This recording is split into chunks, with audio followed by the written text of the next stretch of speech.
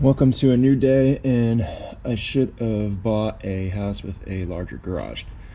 So, when we left off, just finished up the brakes. It took me a lot longer than I thought, so I did not get to the diff. We are going to start with the rear diff and move to the front trans. So this hopefully should be okay. Diff is very wet back here and dirty. What I'm going to do this time is I'm going to crack those open. I'm going to drain all the fluid out. I'm going to fill it back up, and then I'm going to clean that housing really well to see if I can see where it's leaking from. Hopefully I don't have to take the diff out and try to reseal it, but I don't see any drips or active drips, so could be a good sign. Maybe it's just road grime. I don't know. Anyway, should just be a 1/2 inch socket on there. Crack those open, drain it out. Always start with your fill bolt first, in case you don't want to drain all the fluid out and not be able to get the fill bolt open. So we're going to start up there and then move to the drain bolt on the bottom.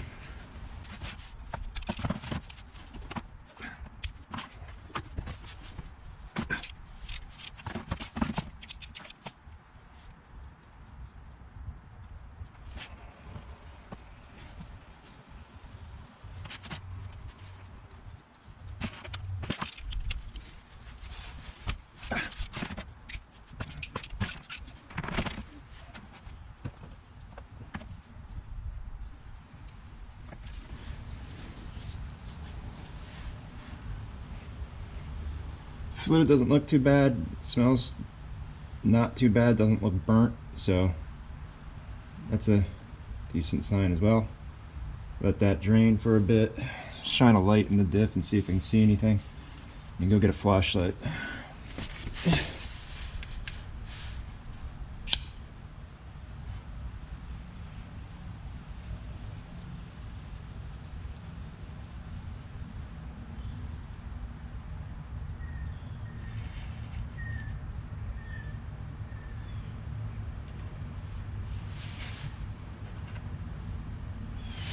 So there's a little magnet on the end of this plug, and there is absolutely no shavings on here. So either this was just done and wiped, or this diff is in really good condition. So again, I'm pleasantly surprised with that. Guess my coffee hasn't kicked in this morning because I can't pronounce pleasantly. Let's see if we can see in here. I don't know if that's gonna work or not, but there we go. You can kind of see the diff gear in there. Let's see, maybe go up in the top. Pinions, everything looks good. I don't see any metal. I don't see any problems, so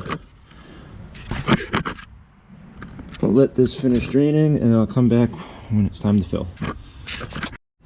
Okay, a little bit of a change in plan. So I looked in the factory shop manual, and they call for liquid gasket on these plugs here, and there was not any on this here when I pulled these plugs out. So I'm assuming, I'm going to say that the leak is caused by that for right now. The only thing I have is ultra gray RTV, which takes 24 hours before you can put fluid in it. I do not want to wait 24 hours to drive this thing, since I'm going to get plates for the car in a little bit. So I am going to switch up and clean the diff now, and then when I'm out getting plates on the way back, I will pick up some, I think it's Right Stuff or some kind of other Permatex product where you can put fluids in right away. So let's get to the fun job of cleaning this thing. I just have some parts stored, a greaser here, assortment of brushes. We're gonna go ahead and see how far I can get.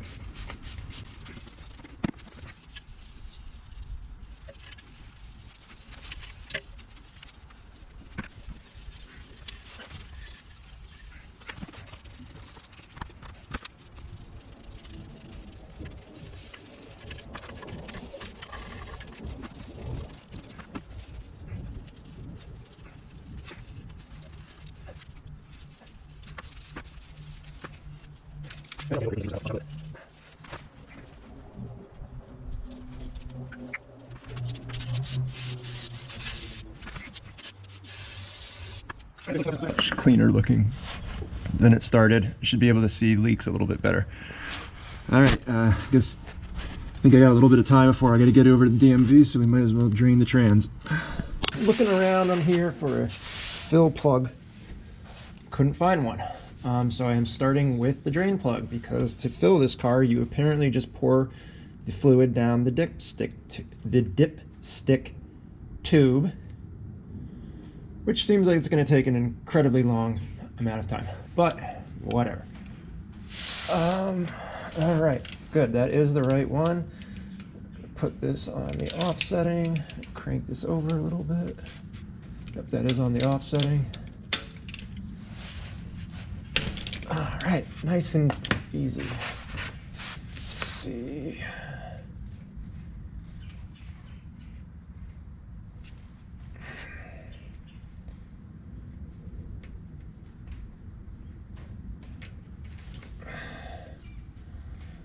All right, once again, that fluid does not look too bad. I wonder if this was just service or something.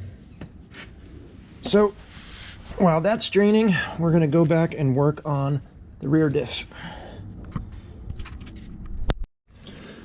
All right, back at the back.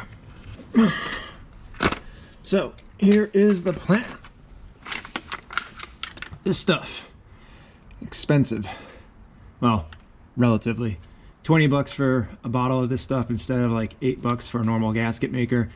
This thing it's 1 minute return to service. All the other Permatex products, ultra gray, ultra black.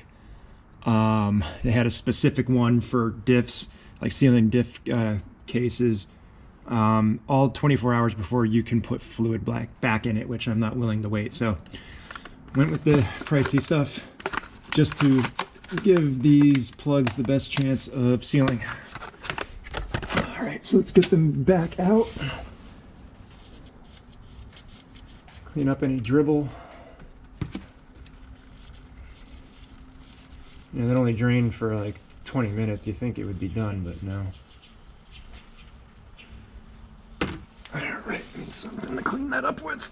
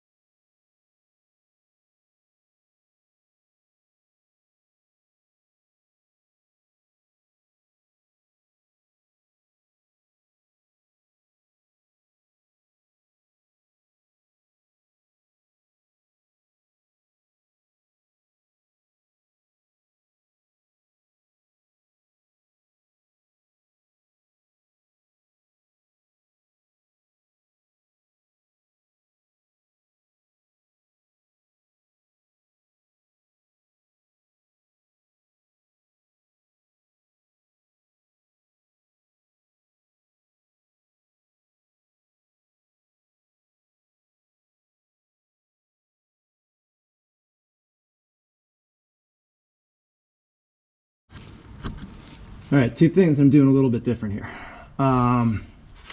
First thing, both the trans and the diff on this car take 75W90 gear oil.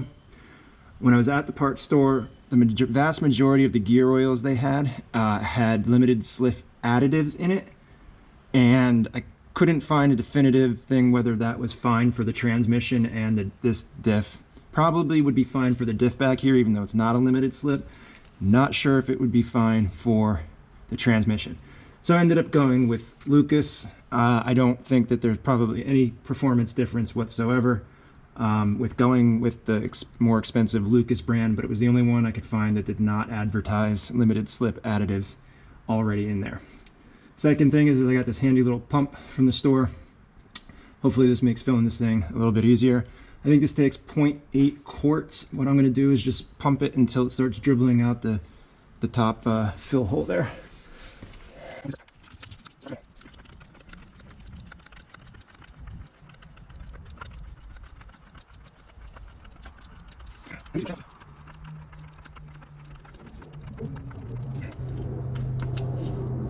All right, and we have liftoff. That feels about 0.8 quarts. Let that dribble out for a second.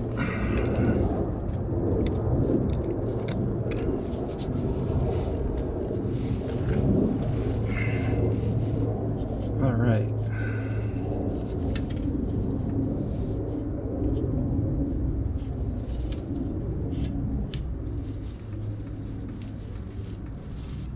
Continue to flow. Meanwhile, I'll get some gasket maker on this thing.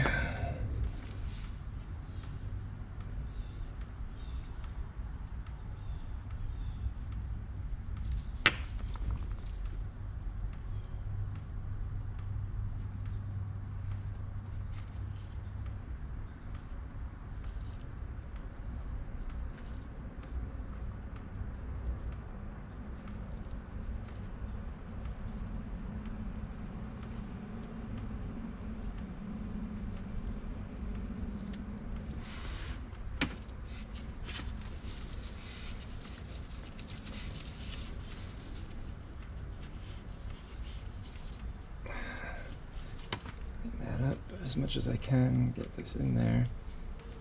That's it.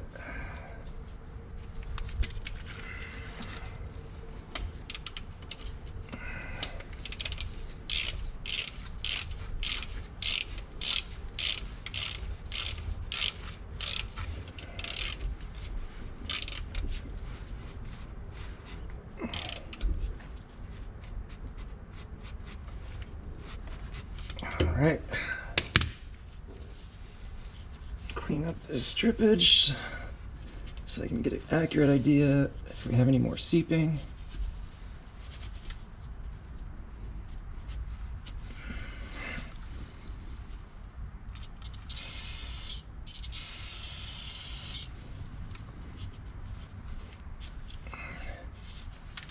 And that's the diff. All right, we are all done draining over here. This trans does have a dipstick, as I said before, for checking the fluid level. It was a little bit low, but it wasn't too bad. So I'm going to put this plug back in here. This does not require any type of sealant on it, according to the factory service manual. Throw that up there. New T70 Torx bit. Just tighten it snug, because that is an aluminum case. I do not want to strip that. Get a rag to clean up. Time to fill the trans. All right, so for this setup, I'm going to kind of combine two ways of getting the fluid in. You can see that I've got this tube running down to the dipstick fill port down there. That tube is a little bit bigger, it fits nice. I have a long length of it. And then I have the pump that I was using before for the diff. It's got a small tube and it's short, however, it fits inside the bigger tube. So hopefully I can just pump all of this without having to hold the bottle upside down or do something else really weird. So let's get this camera situated here and let's start transferring some fluid. 3.7 quarts. Hope you're well, this.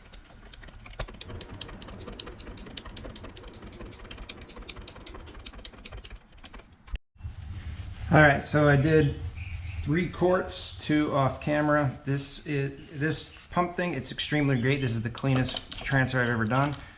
It's way easier than doing it on the Porsche. It does leave a little bit in the bottom of the bottle, so I combined all of the bottoms of the bottles of the last couple quarts, plus what was left over from the diff. I'm gonna pump this whole thing through. So we should roughly be at 4? Oh, it's 3.7 quarts, so we'll probably be a little bit short, but I'm going to take this whole thing out and just use the dipstick to double check.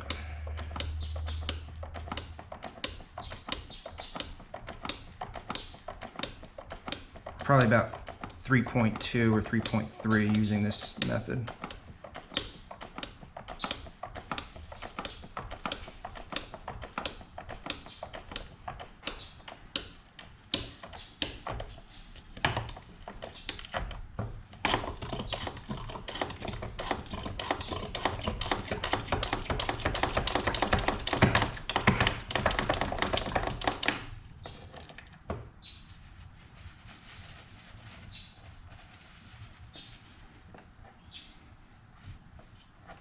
All right, got all this stuff drained down.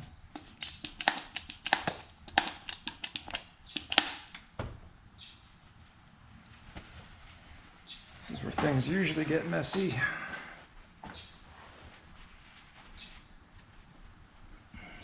Gotta work around the camera here.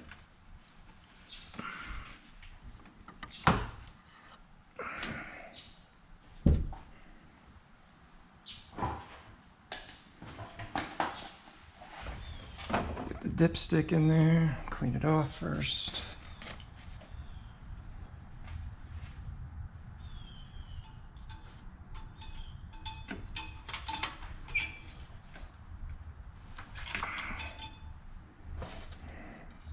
Oh, look at that. Perfectly on the F. Probably could have gone 15 pumps. All right, that is transfull. I think now we put the wheels and tires back on and get the plates on and go for a spin. All right, I was doing an inspection on the air filter the other day and I noticed that it had a hole in it. So this is the conical cotton gauze air filter. I was going to just use a K&N cleaning kit on the old one, and I started to clean it out, and then when I started looking at it, this one's a slotted head because I had to Dremel it because it was rounded out.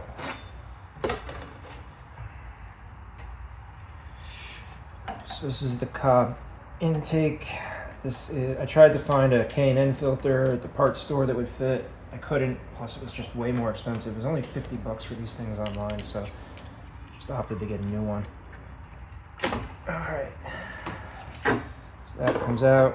You can kind of see right there, you can see there's a hole right there. It's kind of rusted and just generally crappy looking. So and there's another hole right there. So I'll save this worm clamp to use on something else. This filter goes away. It's unfortunate because I really would have liked to just clean it and reuse it.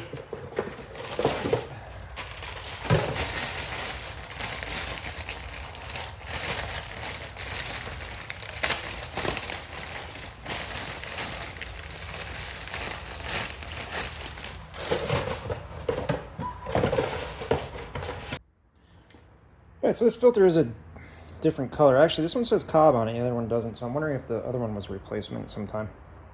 But assuming it comes pre-oiled, it feels a little oily. This has definitely got oil on it, although filter media is a different color. But whatever, I'm gonna run it like this and I'll call Cobb when they're open on Monday.